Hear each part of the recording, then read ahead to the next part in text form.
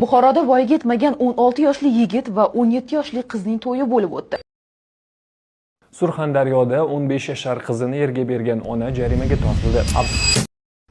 O'zbekiston Respublikasi Oila kodeksining 15-moddasiga asoslangan holda erkaklar va ayollar uchun nikoh yoshi 18 yosh etib belgilangan.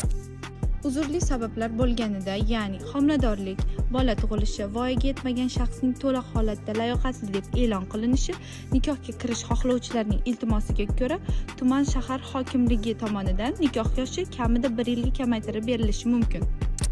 Mazkur modda buzilgan holatlarda Ma'muriy javobgarlik kodeksining 47-moddasi 3-bandiga ko'ra 5 baravardan 10 baravargacha jarimaga tortilishi mumkin. Ota-onalar taraflama yoki ularning o'rnini bosuvchi shaxslar tomonidan majburlab erga berish yoki uylantirish sodir etilganda 7 baravardan 15 baravargacha bo'lgan miqdorda jarimaga tortiladi.